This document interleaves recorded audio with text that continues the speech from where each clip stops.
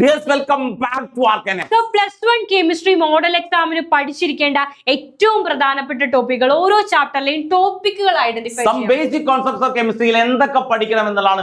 മോൾ calculation പഠിച്ചേ പറ്റൂ. Limiting reagent ഇല്ലാതെ എക്സാമിന് നിങ്ങൾ പോകണ്ട. ലിമിറ്റിംഗ് റിയേജൻ എന്താണെന്ന് നിങ്ങൾക്ക് അറിയണം. അതിന്റെ ന്യൂമറിക്കൽസ് പഠിക്കണം മക്കളെ. സ്റ്റോയിഷിയോമെട്രിക് കാൽക്കുലേഷൻ തീർച്ചയായിട്ടും വരും. ഇപ്പൊ 40 ഗ്രാം ഹൈഡ്രജൻ റിയാക്ട് ചെയ്യാൻ എത്ര നൈട്രജൻ വേണം, അങ്ങനത്തെ സ്റ്റോയിഷിയോമെട്രിക് കാൽക്കുലേഷൻ ഉണ്ട്. Empirical and molecular formula, molecular formula തന്നിട്ട് എംപിരിക്കൽ ഫോർമുല കാണാൻ പറയും. എംപിരിക്കൽ ഫോർമുലയും മോളിക്കുലർ ഫോർമുലയും ഡിഫറൻഷിയേറ്റ് ചെയ്യാൻ വരെ ചോദിക്കാറുണ്ട്. എന്താണ് മൊളാരിറ്റി, എന്താണ് മൊളാലിറ്റി എന്ന് പഠിക്കണം. അതില് NCERT ടെക്സ്റ്റ് ബുക്കിലുള്ള ന്യൂമറിക്കൽസ് നമ്പർ പോലും മാറാതെ ചോദിച്ചു. മൊളാരിറ്റിയുടെ ഒരു പ്രോബ്ലം 100% ഉറപ്പിക്കാം. മൊളാരിറ്റിയുടെ പ്രോബ്ലം സിഗ്നിഫിക്കന്റ് ഫിഗേഴ്സ് +1 ഫിസിക്സിലും നിങ്ങൾ ഓൾറെഡി പഠിക്കുന്നതാണ്. സോ 1 മാർക്കിനും 2 മാർക്കിനും സിഗ്നിഫിക്കന്റ് ഫിഗേഴ്സ് ചോദിക്കാറുണ്ട്.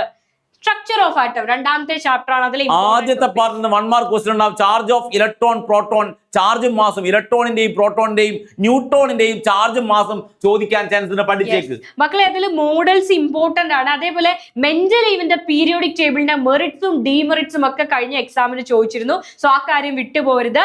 റുദർഫോർഡിന്റെ അറ്റോമിക് മോഡൽ വളരെ ഇമ്പോർട്ടന്റ് ആണ്. ആൽഫ സ്കാറ്ററിംഗ് എക്സ്പെരിമെന്റ് പഠിക്കാം. ബോർ പോസ്റ്റ്ലേറ്റ് ചോദിക്കും. ബോർ പോസ്റ്റ്ലേറ്റ് ഏതൊക്കെ പോസ്റ്റ്ലേറ്റുകളാണെന്നുള്ളൊക്കെ ചോദിക്കുക. എത്ര 3-4 പോസ്റ്റ്ലേറ്റ് എഴുതി വെക്കുക.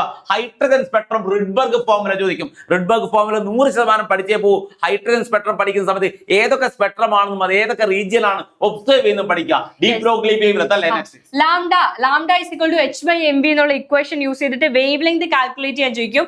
ഹൈസൻബർഗിന്റെ അൺസർട്ടനിറ്റി പ്രിൻസിപ്പിളും അതിന്റെ മാത്തമാറ്റിക്കൽ എക്സ്പ്രഷനും അതുമായിട്ട് റിലേറ്റ് ചെയ്ത ന്യൂമറിക്കൽസും NCERT ഉള്ളത് കറക്റ്റ് ആയിട്ട് പഠിക്കും. കോണ്ടന്റ് നമ്പേഴ്സ് 4 മാർക്കിന് കോണ്ടന്റ് നമ്പേഴ്സിന്റെ ക്വസ്റ്റ്യൻ സ്ഥിരം ഉണ്ടാവാറുണ്ട്. ഏതൊക്കെ കോണ്ടന്റ് നമ്പേഴ്സ് ഉണ്ട്, അതിന്റെ സിഗ്നിഫിക്കൻസ് എന്തൊക്കെയാണെന്ന് സ്ഥിരമായിട്ട് ചോദിക്കാറുണ്ട്. ഓരോന്നിനും 2 പോയിന്റ് വെച്ച് പഠിച്ചേക്കും. ഓർബിറ്റൽ ഫില്ലിംഗിൽ വരുന്ന Hund's rule, police exclusion principle, of principle കഴിഞ്ഞ ക്രിസ്മസ് എക്സാമിന് വരെ അത് സ്റ്റേറ്റ് ചെയ്യാനായിട്ട് നിങ്ങളോട് ചോദിച്ചു. ഏതൊക്കെയാണ് ഇത് വയലേറ്റ് ചെയ്യുന്നതെന്നും ഒക്കെ ചോദിക്കാറുണ്ട്. ഇമ്പോർട്ടന്റ് ആണ്. പോലീസ് പ്രിൻസിപ്പിൾ ഇല്ലാതെ ക്വസ്റ്റ്യൻ പേപ്പർ ഇറങ്ങാറില്ല എന്ന് തന്നെ പറയാം. അടുത്തൊരു ചെറിയ ചാപ്റ്റർ ആണെങ്കിൽ ഒരുപാട് മാർക്ക് കഴിഞ്ഞ വർഷം ഈ ഒരു ചാപ്റ്ററിൽ നിന്ന് ചോദിച്ചിരുന്നു. പീരിയോഡിക് ടേബിളിന്റെ ഹിസ്റ്ററി. നമ്മൾ സ്ട്രക്ചർ ഓഫ് ആറ്റത്തിലാണ് പറഞ്ഞത് അല്ലെ. മെൻഡലീവിന്റെ പീരിയോഡിക് ടേബിൾ ഈ ഒരു ചാപ്റ്ററിൽ നിന്നാണ് വരെ. അതിന്റെ മെറിറ്റ്സും ഡീമെറിറ്റ്സും സ്ട്രക്ചർ ഓഫ് ആറ്റല്ല ഈ ഒരു ചാപ്റ്ററിൽ നിന്നാണ്. അതേപോലെ തന്നെ മെൻഡലീവിന്റെ പീരിയോഡിക് ലോയും മോഡേൺ പീരിയോഡിക് ലോയും 2 മാർക്കിന് അതിൽ രണ്ടിൽ നിന്ന് ഏതെങ്കിലും ഒന്ന് ഉറപ്പായും ചോദിച്ചു. Ionisation enthalpy, electron affinity, atomic radii, ionic radii ഇവരുടെ വേരിയേഷൻ സ്ഥിരമായിട്ട് ചോദിക്കാറുണ്ട്. ഗ്രൂപ്പിലും പീരീഡിലും ഇതിന്റെ ട്രെൻഡ് എന്താണ്, അതേപോലെ ഇലക്ട്രോൺ ഗെയിൻ എന്താൽപി, ക്ലോറിന്റെയും ഫ്ലൂറിന്റെയും ഓക്സിജന്റെയും സൾഫറിന്റെയും ഒക്കെ കമ്പയർ ചെയ്യാനായിട്ട് ചോദിക്കും. അതേപോലെ ഏറ്റവും ഇലക്ട്രോ നെഗറ്റിവിറ്റി കൂടിയ എലമെന്റ് പീരിയോഡിക് ടേബിളിൽ ഏതാണെന്ന് ചോദിക്കും. സെക്കൻഡ് പീരീഡ് എലമെന്റുകളുടെ അനോമലസ് പ്രോപ്പർട്ടീസ്, അവരുടെ ഡയഗണൽ റിലേഷൻഷിപ്പ് ഇതൊക്കെ ചോദിക്കും. കഴിഞ്ഞ എക്സാമിന് നോൺ മെറ്റൽസും മെറ്റൽസും മെറ്റലോയിഡുകളും വരെ ചോദിച്ചു. അയോണൈസേഷൻ എന്താൽപി പഠിക്കുന്നതിനും ബെർലിയത്തിന്റെയും ബോറോണിന്റെയും അയോണൈസേഷൻ എന്താൽപിയിലുള്ള ഡിഫറെന്റ് ബിഹേവിയർ ചോദിക്കാറുണ്ട്. അതുപോലെ ഓക്സിജന്റെയും നൈട്രജനും, ഓക്സിജൻ ആണോ നൈട്രജൻ ആണോ അയോണൈസേഷൻ എന്താൽപി കൂടുതൽ, എന്താണ് കാര്യം, എന്തൊക്കെ റീസൺ ഒക്കെ ചോദിക്കാറുണ്ട്. പഠിച്ചേക്കെ. അടുത്തത് ബോണ്ടിങ്ങും അതേപോലെ ഇക്വിലിബ്രിയം രണ്ടും കൂടി കമ്പൈൻ ചെയ്ത് നമുക്ക് ഇമ്പോർട്ടന്റ് ടോപ്പിക്സ് നോക്കാം. ആദ്യം ഏതാണ് Arrhenius concepts of acids and base. Arrhenius കോൺസെപ്റ്റിൽ എന്താണ് ആസിഡ്, എന്താണ് ബേസ് എന്നുള്ള ഡെഫിനിഷൻ വിത്ത് എക്സാമ്പിൾ ചോദിക്കും. ലൗറി ബ്രോഡ്സ്റ്റഡ് കോൺസെപ്റ്റ് എന്താണ് ആസിഡ്, ലൗറി ബ്രോഡ്സ്റ്റഡ് കോൺസെപ്റ്റ് എന്താണ് ആസിഡ്, എന്താണ് ബേസ് ചോദിക്കും. Lewis concepts of acids and base, electron pair donor base എന്നും ഇലക്ട്രോൺ പെയർ ആക്സെപ്റ്റഡ് ആസിഡ് എന്നും നിങ്ങൾക്കറിയാം. അതുപോലെ തന്നെ ലേ ഷാട്ട്ലിയർ പ്രിൻസിപ്പിൾ ഇല്ലാതെ ക്വസ്റ്റ്യൻ പേപ്പർ ഇല്ല. നൈട്രജനും ഹൈഡ്രജനും റിയാക്ട് ചെയ്ത് അമോണിയ ഫോം ചെയ്യുന്ന റിയാക്ഷൻ അവർ തരും. ഇതിൽ ടെമ്പറേച്ചറിലും പ്രഷറിലും മാറ്റം വരുത്തിയാൽ ആ പ്രോഡക്റ്റിൽ ഉണ്ടാകുന്ന മാറ്റം എന്തായിരിക്കും എന്ന് ചോദിക്കാറുണ്ട്. കോമൺ അയോൺ എഫക്ട് ഉറപ്പായിട്ടും ചോദിക്കും. pH കാൽക്കുലേഷൻ ഇല്ലാതെ ക്വസ്റ്റ്യൻ പേപ്പർ ഇറങ്ങില്ല. Conjugate acid base pairs, conjugate acid എന്നിട്ട് കോഞ്ചുഗേറ്റ് ബേസ് എഴുതാൻ പറയും. കോഞ്ചുഗേറ്റ് ബേസ് തന്നിട്ട് കോഞ്ചുഗേറ്റ് ആസിഡ് എഴുതാൻ പറയും. ഇനി ഒരു സബ്സ്റ്റൻസ് തന്നിട്ട് ഒരു 4 കോമ്പൗണ്ട് തന്നിട്ട് ആരാണ് കോഞ്ചുഗേറ്റ് ആസിഡ് ആയിട്ടും ബേസ് ആയിട്ടും ഒരുപോലെ ആക്ട് ചെയ്യാൻ പറ്റും ചോദിക്കും. സോലിബിലിറ്റി ആൻഡ് സോലിബിലിറ്റി പ്രോഡക്റ്റ് ചോദിക്കും. KC ആൻഡ് KP നമ്മളെ റിലേഷൻ ചോദിക്കും. അതേപോലെ ബോണ്ടിങ്ങിൽ നിന്ന് ബോണ്ട് ഓർഡർ കാൽക്കുലേഷൻ വളരെ ഇമ്പോർട്ടന്റ് ആണ്. മോളിക്കുലർ ഓർബിറ്റൽ തിയറിയും VSEPR തിയറി അതിന്റെ പോസ്റ്റുലേറ്റ്സ് ഇമ്പോർട്ടന്റ് ആയിട്ട് പഠിക്കണം മക്കളെ. ഓരോ മോളിക്യൂളിന്റെയും ഹൈബ്രിഡൈസേഷൻ അസൈൻ ചെയ്യാൻ വരും. ഫജാൻസ് റൂളും ഈ ഒരു ചാപ്റ്ററിൽ നിന്ന് വളരെ ഇമ്പോർട്ടന്റ് ആയിട്ടുള്ള ടോപ്പിക്സ് ആണ്. അതേപോലെ തെർമോഡൈനാമിക്സ് വളരെ ഇമ്പോർട്ടന്റ് ആണ്. തെർമോയിൽ നിന്ന് എന്തൊക്കെ ചോദ്യങ്ങളാണ് നമ്മൾ എക്സ്പെക്ട് ചെയ്യുന്നത്? ഓപ്പൺ സിസ്റ്റം, അതിൽ സിസ്റ്റത്തിൽ എന്ത് ചെയ്യും, നിങ്ങൾ ഐസൊലേറ്റഡ് സിസ്റ്റം ഒന്ന് പഠിച്ചേക്ക്. ആ ഭാഗത്ത് ഐസൊലേറ്റഡ് സിസ്റ്റം പഠിച്ചിട്ട് പോയാൽ മതി. Hot coffee kept in thermos flask is an example of dash system. ഇത് സ്ഥിരം വരുന്നതാണ്. ഐസൊലേറ്റഡ് സിസ്റ്റത്തിന്റെ എക്സാമ്പിൾ ആണ്. 1 മാർക്കിന് ചോദിക്കും. എക്സ്റ്റൻസീവ് പ്രോപ്പർട്ടിയും ഇന്റൻസീവ് പ്രോപ്പർട്ടിയും പഠിക്കാതെ പോലെ വിത്ത് എക്സാമ്പിൾ ഓരോ എക്സാമ്പിൾ പഠിച്ചു വെക്കാം. എക്സാമ്പിൾ തരും, എക്സ്റ്റൻസീവ് ആണോ ഇന്റൻസീവ് ആണോ ചോദിക്കും. പാത്ത് ഫംഗ്ഷനും സ്റ്റേറ്റ് ഫംഗ്ഷനും പഠിക്കാതെ പോരുത്. അതും എക്സാമ്പിൾ ആണ് പഠിക്കുന്നത്, അല്ലാതെ ഡെഫിനേഷൻ അല്ല പഠിക്കുന്നത്. അതേപോലെ SS ലോ എന്താണെന്ന് സ്റ്റേറ്റ് ചെയ്യാൻ അറിയണം, അത് ഇല്ലുസ്ട്രേറ്റ് ചെയ്യാൻ ചോദിക്കാറുണ്ട്. SS ലോയുമായിട്ട് ബന്ധപ്പെട്ട ന്യൂമറിക്കലുകൾ വളരെ ഇമ്പോർട്ടന്റ് ആണ്.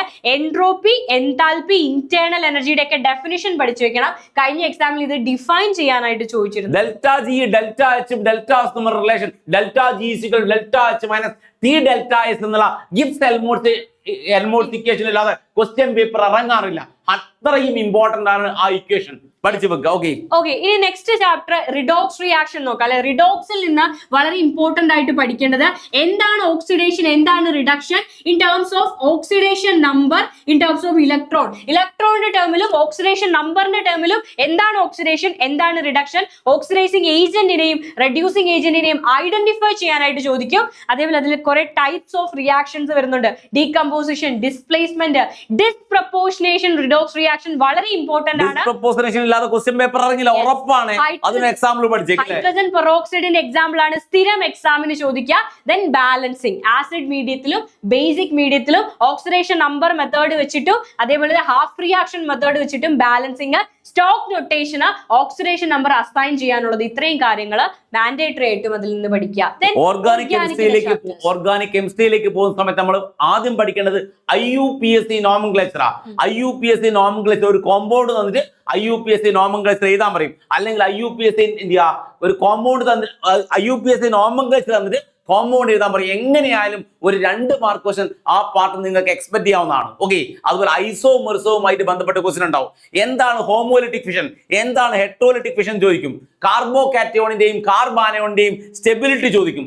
ഇൻഡക്റ്റീവ് എഫക്റ്റിന്റെ ഡെഫിനിഷൻ, ഇലക്ട്രോമെറിക് എഫക്റ്റിന്റെ ഡെഫിനിഷൻ, ഹൈപ്പർ കോൺജുഗേഷന്റെ ഡെഫിനിഷൻ ചോദിക്കാറുണ്ട്. ഹൈപ്പർ കോൺജുഗേഷൻ, അതിൽ ഹൈപ്പർ കോൺജുഗേറ്റിംഗ് സ്ട്രക്ചർ വരയ്ക്കാൻ ചോദിക്കാറുണ്ട്. ഹൈപ്പർ കോൺജുഗേറ്റിംഗ് സ്ട്രക്ചർ വരയ്ക്കാൻ ചോദിക്കാറുണ്ട്. അതുപോലെ ഫീനോളിന്റെ റെസൊണൻസ് സ്ട്രക്ചർ പഠിക്കണം. നെക്സ്റ്റ് പറയുന്നത് പ്യൂരിഫിക്കേഷന്റെ part qualitative and quantitative analysis ആണ്.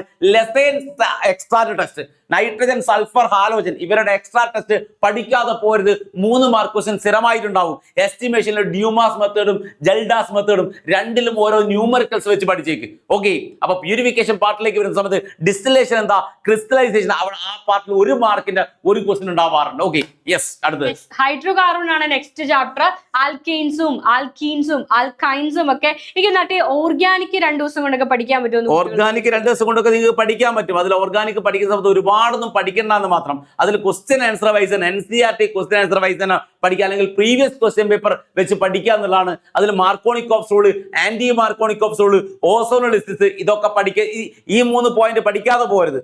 ഇതെന്നും ക്വസ്റ്റ്യൻ ആണ്. മാർക്കോണിക്കോഫ്സും ആന്റി മാർക്കോണിക്കോഫ്സും ഓസോണോളിസും എന്നും ക്വസ്റ്റ്യൻ ആണ്. എന്താണ് ഈഥൈന്റെ കൺഫർമേഷൻ ഐസോമർസ് ഏതൊക്കെയാണ്, എക്ലിപ്സ് ആണോ, സ്റ്റാഗേർഡ് ആണോ, മോസ്റ്റ് സ്റ്റേബിൾ, ഇതൊക്കെ ചോദിക്കും. അതേപോലെ നെയിംഡ് റിയാക്ഷൻസും കാര്യങ്ങളും വളരെ ഇമ്പോർട്ടന്റ് ആണ്. അപ്പൊ എല്ലാ കാര്യങ്ങളും പഠിക്കുക. All the very best. Full mark തന്നെ നേടിയെടുക്കുക. Okay, by.